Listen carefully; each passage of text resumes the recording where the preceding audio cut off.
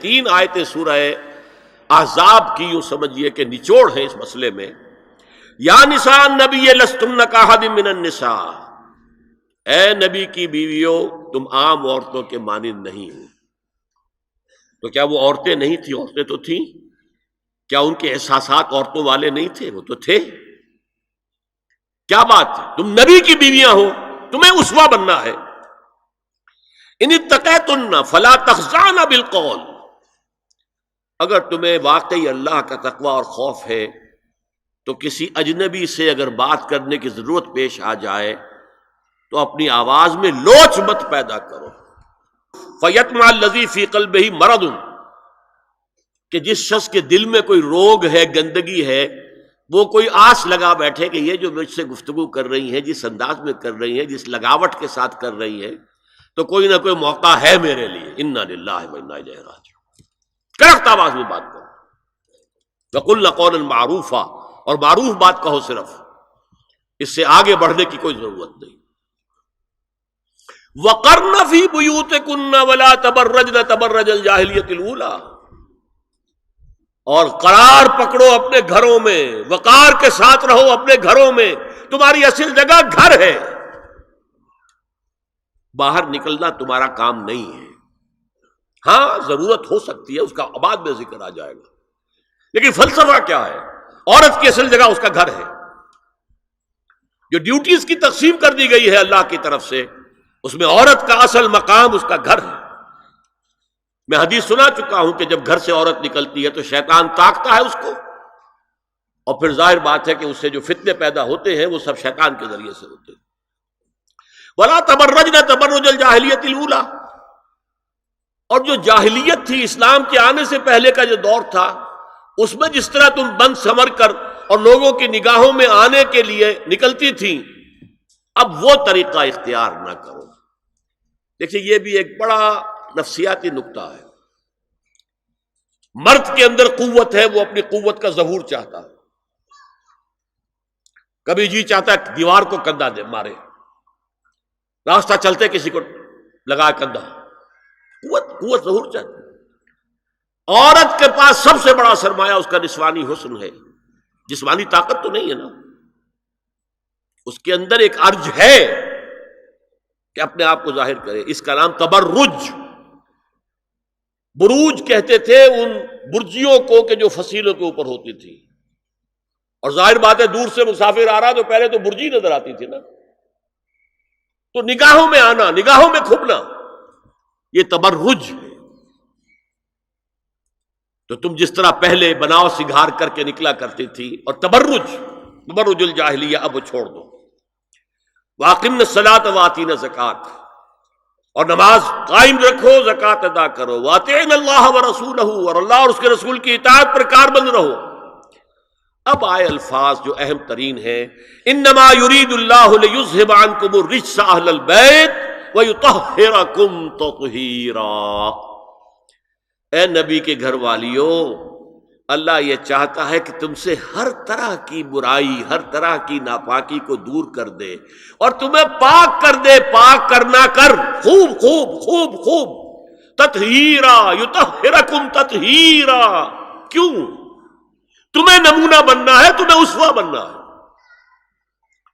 یہ الفاظ اصل میں آئے ہیں قرآن مجید میں ازواج مطہرات کے بارے میں. سارا جملہ چل رہا ہے یا نساء النبی سے.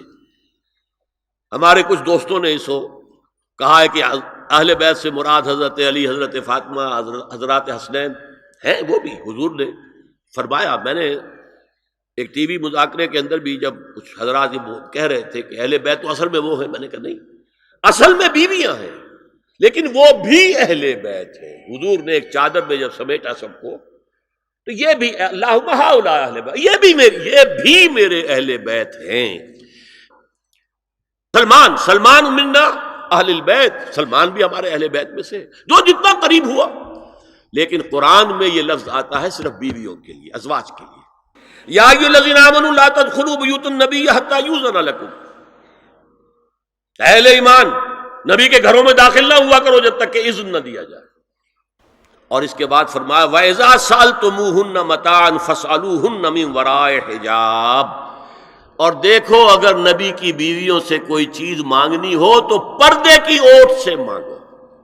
یہ حجاب کا لفظ آیا ہے جس کو کہا جاتا ہے کہ حجاب کا تو حکم قرآن میں ہے ہی نہیں.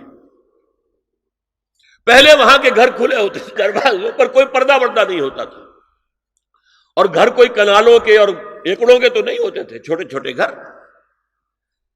لیکن یہاں پر فرما دیا گیا پردے اس کے بعد سے، جب سے یہ آیت اتری گھروں کے اوپر پردے ڈال دیے گئے. اب ظاہر بات ہے کہ اس میں چہرے کا پردہ ہی ہوا نا، چہرے کا پردہ ہے حجاب. اسی کو حضرت عائشہ نے آیت الحجاب قرار دیا ہے. اور پھر دیکھیے جو ریئلزم ہے، ریئلزم میں نے کہا تھا نا کہ اللہ نے بھی فرمایا کہ سب سے زیادہ محبت انسان میں عورت کی ہے. حب زین للناس حب الشہوات من النساء، اور پھر اس کے بعد لمبی فہرست. حضور نے فرمایا حبب الیہ النساء والطیب. یہاں بھی فرمایا گیا ذالکم اطہر لقلوبکم وقلوبہن، یہ زیادہ پاکیزہ بات ہوگی تمہارے دلوں کے لیے بھی اور ان کے دلوں کے لیے بھی. اگر نبی کی بیوی بے حجاب تمہارے سامنے آ جائے گی تو وہ نبی کی بیوی ہے اور ازواج مطہرات ہونے کی حیثیت سے تمہاری ماں بھی ہے، لیکن ایک عورت بھی تو ہے. اور تم چاہے صحابی ہو کچھ بھی ہو، تم مرد بھی تو ہو. یہ مرد اور عورت کے درمیان جو کشش ہے یہاں بھی اس کا ساس. نبی کی بیویوں کو بھی یہ نہیں کہا کہ اس سے ماوراء ہے، معصوم تو کوئی نہیں نبی کے علاوہ. وہ تو اللہ کہہ رہا ہے ہم تمہیں پاک کر دینا چاہتے ہیں، پوری طرح پاک کر دینا چاہتے ہیں تاکہ تم تمام خواتین امت کے لیے اسوہ بن جاؤ. فرمایا یہ جو پردے کی اوٹ سے کوئی شے لینا دینا ہے، اس لیے تمہارے دلوں کے لیے بھی زیادہ پاکیزہ بات ہے اور ان کے دلوں کے لیے بھی. یہ ہے اللہ تعالی کا حکم سورہ احزاب کے اندر. اس کے بعد اسی سورہ احزاب میں اس سے جو مستثنا ہے گھروں میں اذن لیے بغیر بھی داخل ہو سکے، جن کے سامنے ازواج مطہرات اپنے کھلے چہرے کے ساتھ آ سکتی تھی، ان کی ایک فہرست دی گئی. یہ مختصر فہرست ہے. لا جناح علیہن فی آبائہن ولا ابنائہن ولا اخوانہن ولا ابناء اخوانہن ولا ابناء اخواتہن ولا نسائہن ولا ما ملکت ایمانہن واتقین اللہ ان اللہ کان علی کل شیء شہیدا.